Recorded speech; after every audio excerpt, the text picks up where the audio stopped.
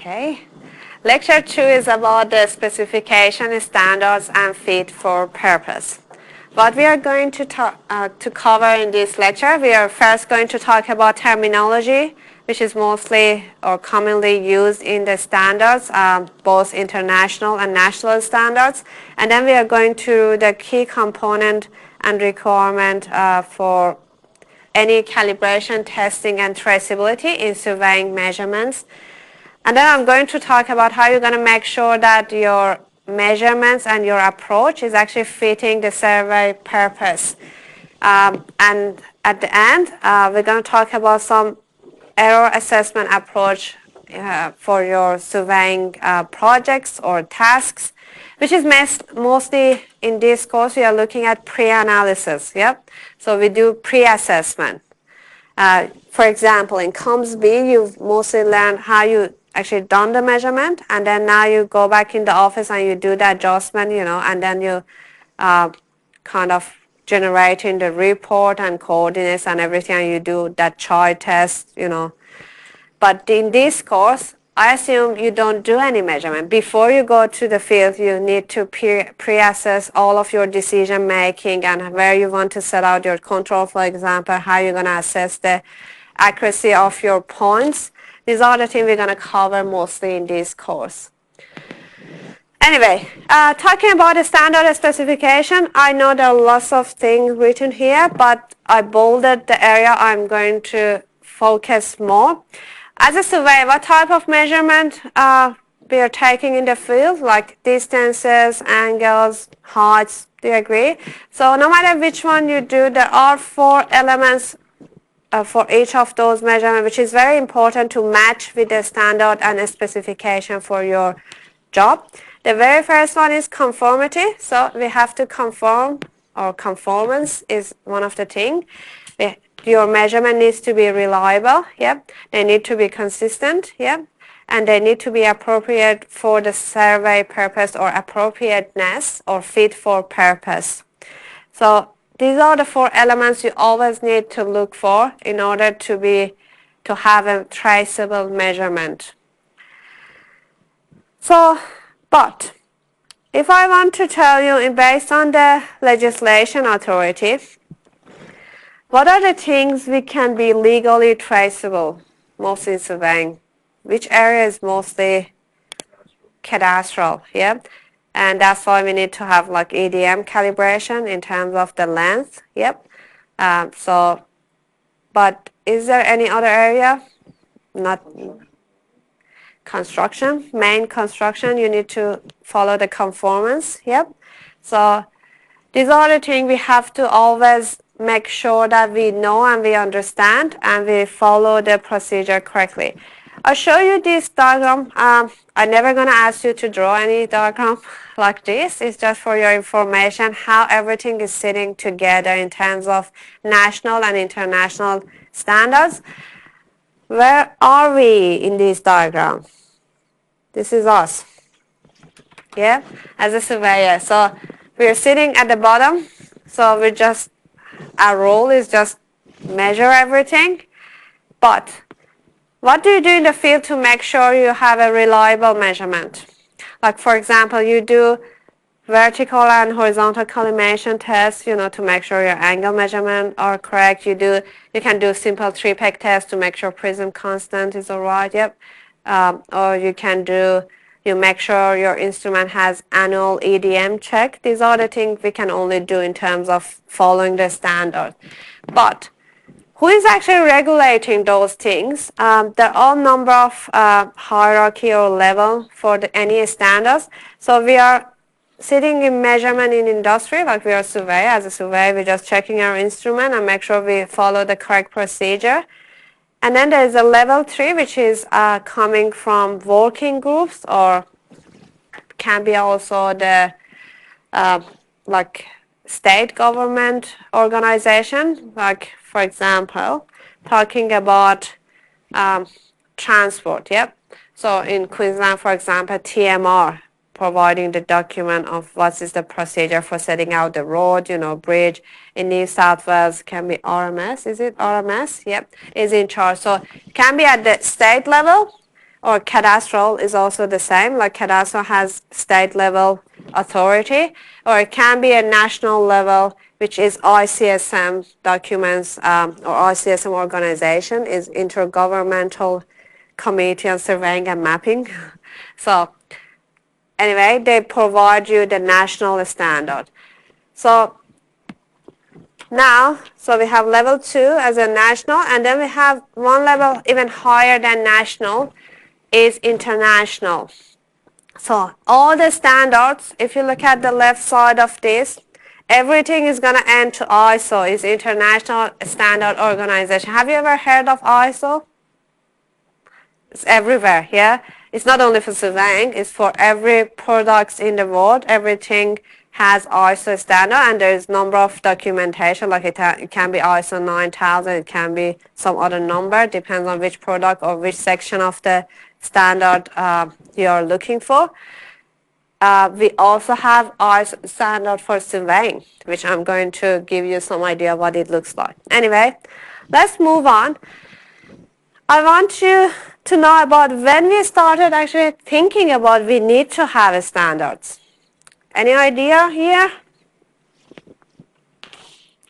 Actually, it started when we, in 18th, 19th century, when we started to having the National Geodetic Network, for Australia. They started to set out the National Geodetic Network, and they say, okay, it's like a triangulation network, and these are your control.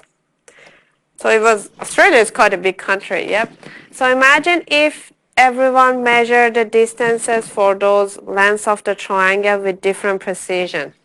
Then how the national authority can check whether they are doing the correct thing, and everything can be scaled up or down, depends on whether they have larger error, smaller error, and it's not only affecting the Australia Geodetic Network, it's also affecting the nearby country like New Zealand, because they align themselves with Australia.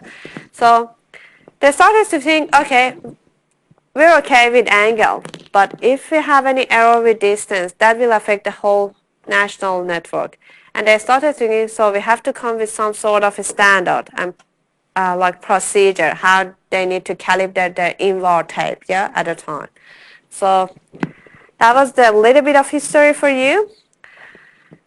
I talked about the national standard, which for surveying called ICSM documents. I'm going through the publication in this. I'm pretty sure, for example, in Geodetic B, Peter goes over GDA modernization or GNSS ones. I'm not going to repeat them. I'm going to look at different documents from ICSM, which is mostly for control survey from conventional surveying, and also from like looking at the list square and like adjustment and evaluation of the control survey. These are the documents I mainly concentrate for this course. But let's see who are they and what they are doing. So ICSM is, as I said, it stands for Intergovernmental Committee on Surveying and Mapping. So it obviously had different committee. It has committee in geodesy. It has a committee on mean sea level and tide, like topography information. It has a GDA, implementation and modernization. We have a committee on cadastral. We have a permanent committee on addressing and place name as well. That counts as part of, surveyor jobs. So which one do you reckon we're going to mostly see? We probably see this one and this one. If you're working like marine side, and you might see this one. You also probably need this one. Right on addressing and placement, I think all the rest are relevant to you, or might be relevant. For example, I've never thought that tide and mean sea level is some area that I might do the research and I might need to be updated. But I ended up changing my research to mean sea level and tides, and then I had to actually read their documents and understand what are the tidal datum, all those things. So you never know what's happening in your life. You might end up working in one of those committees at some stage and actually writing those standards, so it's good to know. So I'm going to ICSM website and show you some of the publication, but I listed here some of the main one. As I said, I'm gonna mainly concentrate on this one and this one in my course. The rest, I'm pretty sure Jess is covering like leveling and in her course for Comms A. Like as I said, Peter is covering some in Geodetic B. Now, let's go and see where we can find these documents. So I actually want to go and search for ICSM SP1.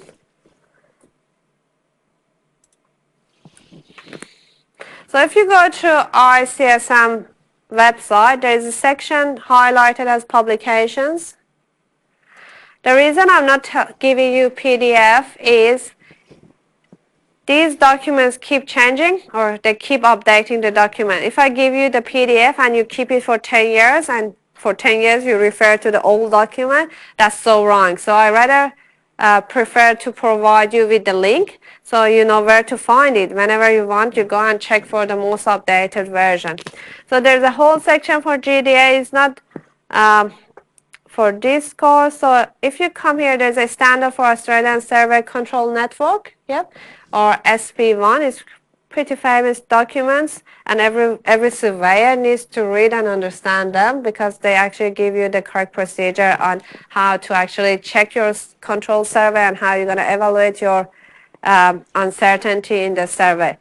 So if you click, for example, let's go and look at the conventional traverse survey. You click on the view publication, then you can go to the PDF version, and then you can have a look. So we're going to read through this together for on-campus student. For online student, I actually put, I will show, I put the little online quiz here in lesson 1. Sorry, I should have changed my role, so you shouldn't see my hidden bit.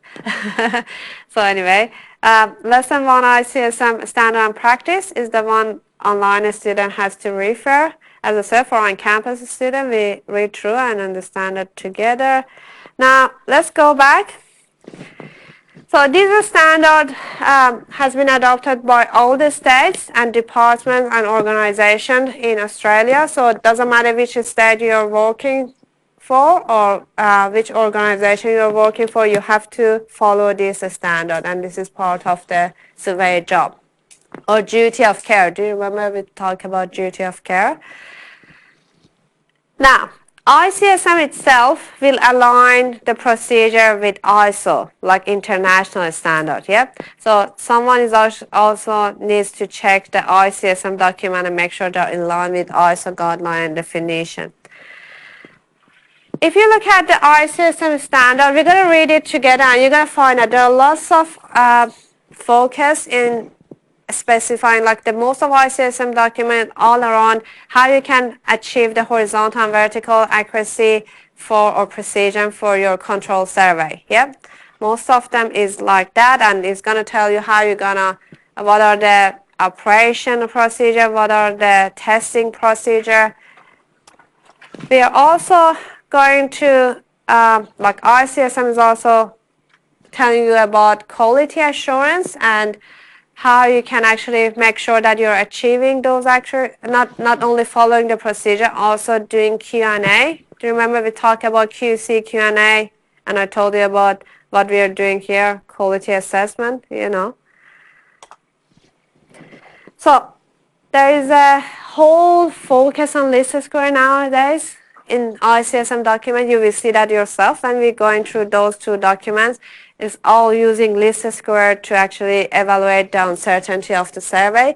So it's very important for you guys to understand the list square, not so much mathematical thing because software does the job for you, but also the how you're going to interpret your result.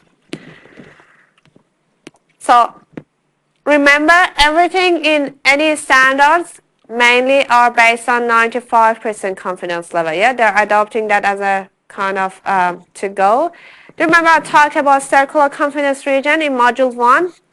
And this is something they are nowadays adopting in all the ICSM documents as a horizontal uncertainty. Like they combine the easting and northing uncertainty as circular region. Yeah, right. And arrow ellipse. Do you remember? Major and minor, semi-minor and semi-major axis. Okay. So if I were you, I would have just had a quick look at the ICSM standard. But as I said, if you read 2 of them in this course and you read a couple of more in other course, we kind of make sure that you cover all the ICSM documents in along like all the way through our program. Now you might say, I'm even more confused now. There are lots of terminology, there are lots of standards to go, Which one should I go? Should I go, to ICSM? Should I go to international level? Which one is my reference? So no wonder you're so confused. Yeah, this is you.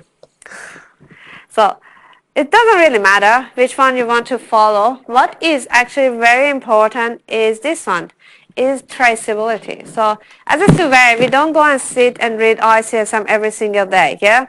We just read it once, we understand the procedure, and if there is any, for example, problem or if we are unsure about some of the procedure, we might go back and have a look. But all we care as a surveyor is just traceability, yeah?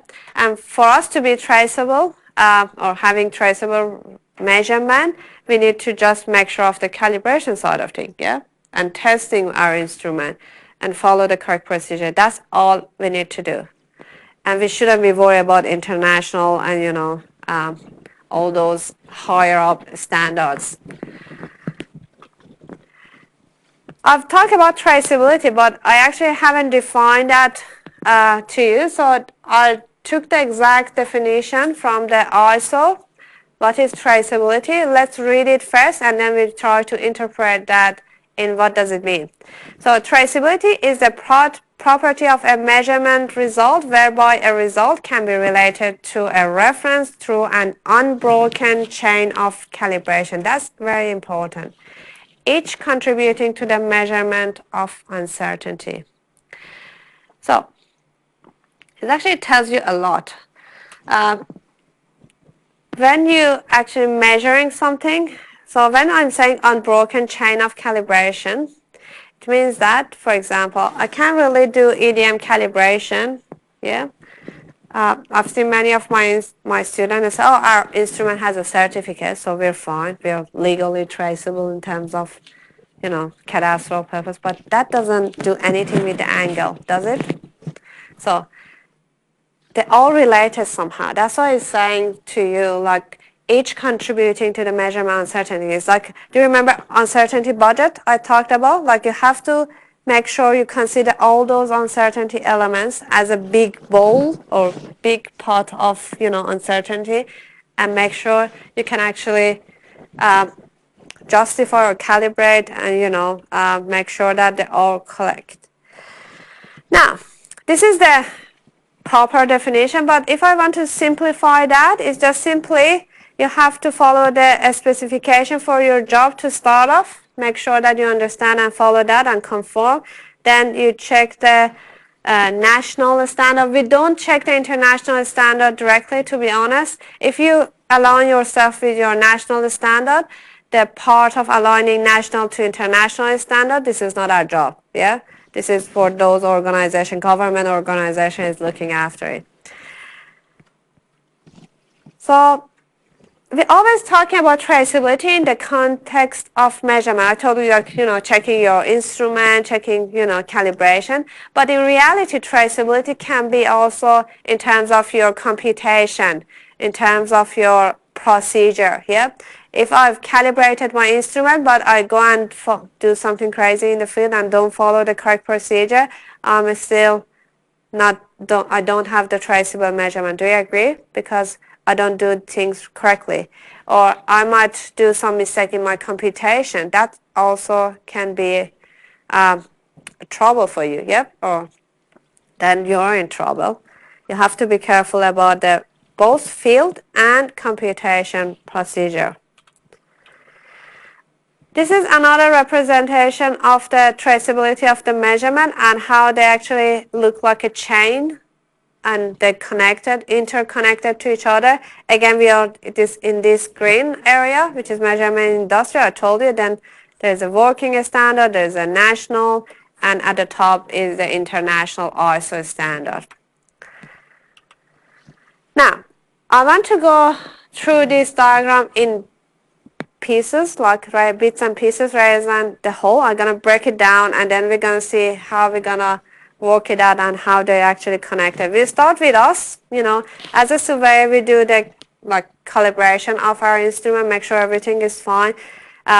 We actually checking against the manufacturer specification, we test it for that. But manufacturer itself, they actually connected to international or ISO standard, and I'm going to talk about how they actually align themselves and what procedure they need to take to check the instrument accuracy. And then we are also connected to the working standards, by how we need to do EDM calibration tests, By doing EDM calibration tests, you actually go to the baseline or long range, and actually do the calibration for instrument. You compare your result from the regulation 13 of the baseline, Make sure you can meet the uncertainty level or a tolerance that is listed. Or nowadays, have you seen the Queensland government have a website for EDM calibration? Have you ever checked that?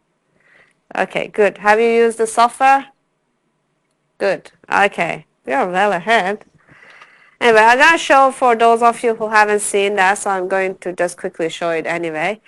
So I told you we are working with working standard and then working standard. They have a reference standard which is at the national level, which is National Accreditation Group or NATO. They are actually now part of the National Measurement Institution of Australia. There's a big institution which is looking after all those standards in Australia.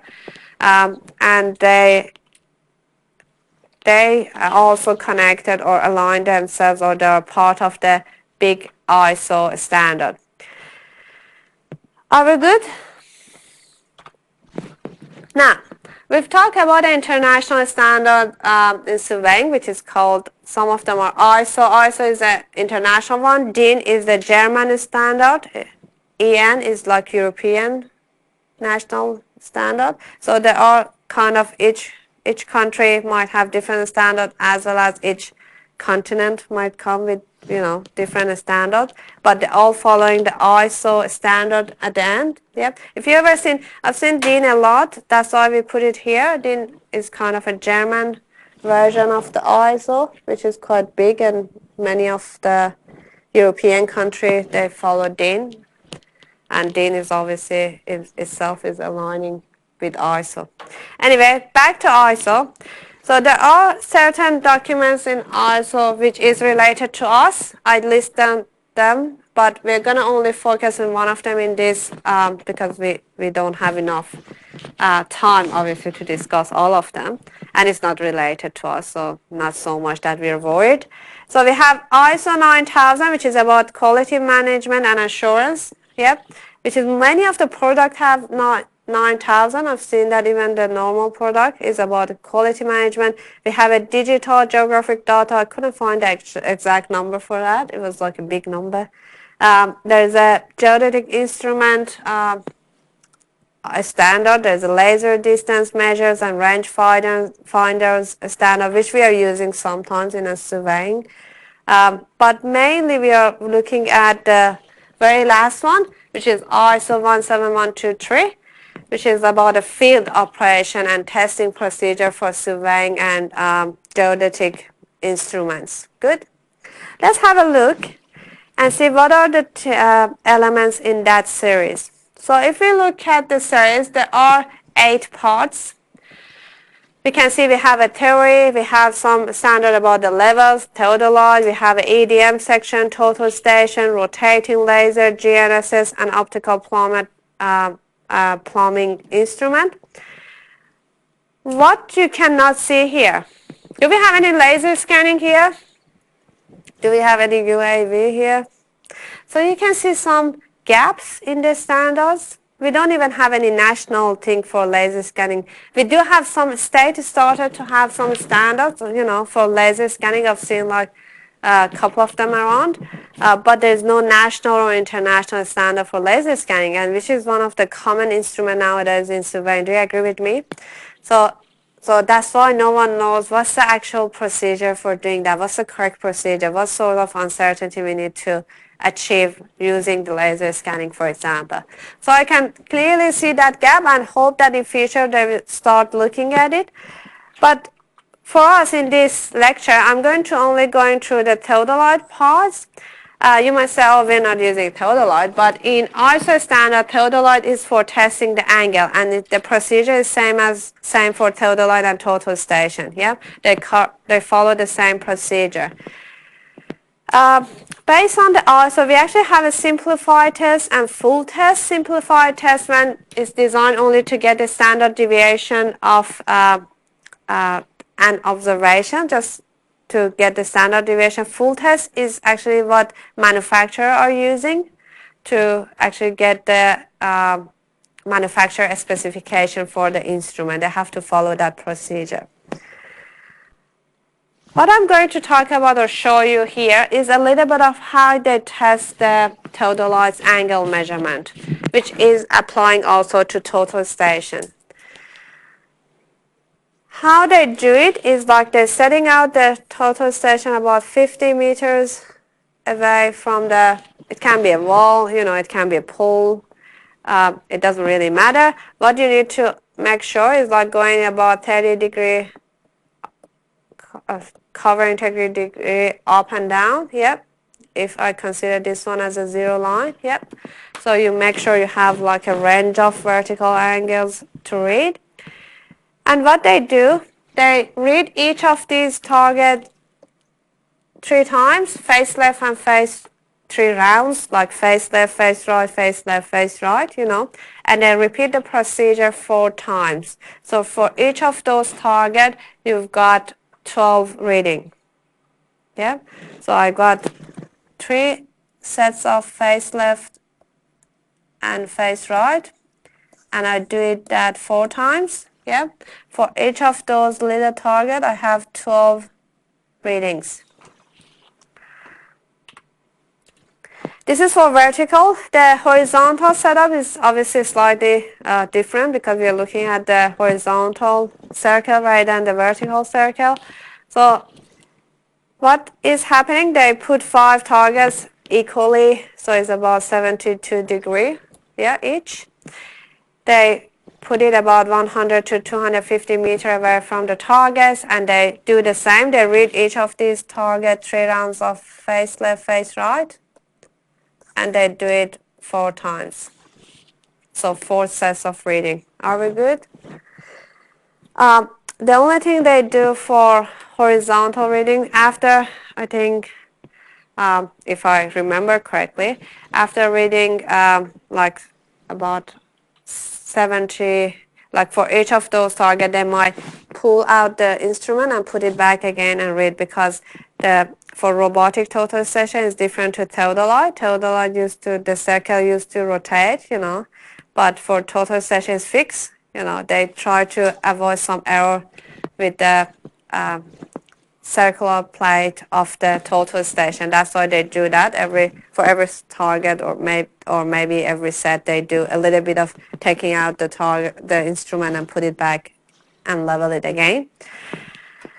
Okay, now, so let's go and have a look at the horizontal first, and we see how they're going to come up with the standard deviation for the measurement. Yeah. So they set the instrument here. Look at my nice umbrella. I put it for a reason, because we need to shade the instrument here. The sun or heat can affect your measurement. So we start reading the targets, face left, face right. I told you we do 3 sets of reading, or 3 rounds of reading face left, face right, and we repeat it 4 times. So we have 12 reading for each of those targets. And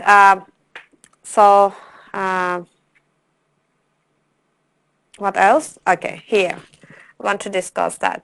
So let's say I'm reading the face left for the first target is about 10 degrees something, and then I'm reading face right. Good. And then you have to calculate the mean. Yeah, we all know the mean from surveying A, I believe. have a look here. What's happening is they get the mean, and what they do, they actually swing the whole thing to 0, swing the first target to 0. So what I do, I consider the first target, this is my first target, second one. So I swing back everything to 0 and consider this one as a 0. So far so good. And then everything else should be adjusted, yeah? How much we need to adjust them? By this number. So I technically should subtract this number from every other single reading for the other targets. Yeah?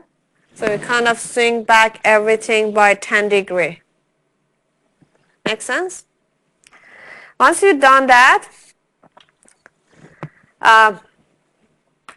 then we calculate, as I said, you do that for the first target, for second target, your fourth target, so you get the mean and compute the mean of direction. Yep. What's the degree of freedom? I'm telling the degree of freedom will be 8. Why is 8, do you reckon? I told you it's 12 for each target. Yeah, we have 12 readings. So far so good. But we are doing 4 sets, so we have 4 variable. Do you agree?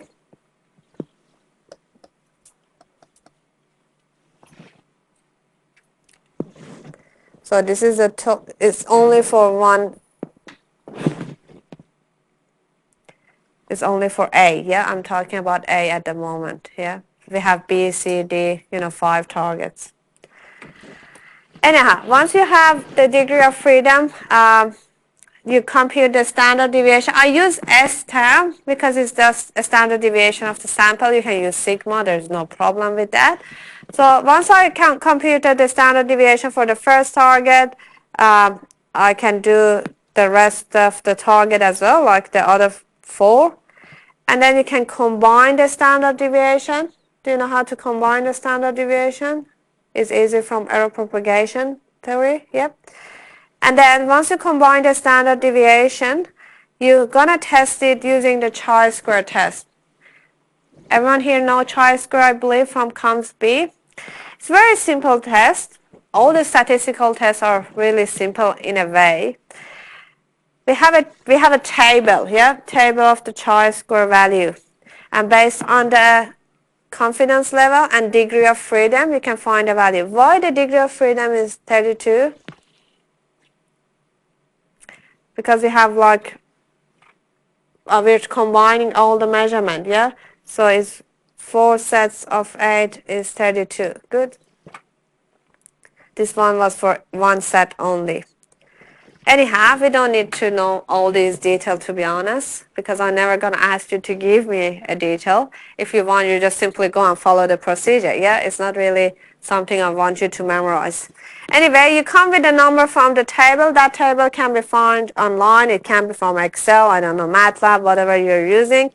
And then we assume that this number, which is in this case, is 43.19 divided by degree of freedom, which is 32.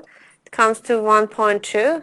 So your combined standard deviation should be the loss of orientation. Now I have no room. Your combined standard deviation for the observation should be less than 1.2 sigma. Good. And sigma is manufacturer specification. So they're actually testing manufacturer specification to see whether they have done everything correctly or not, whether it's matching or not. You can also do F-test. I'm not going through the F-test. It's pretty much just up another table, right, and chi-square.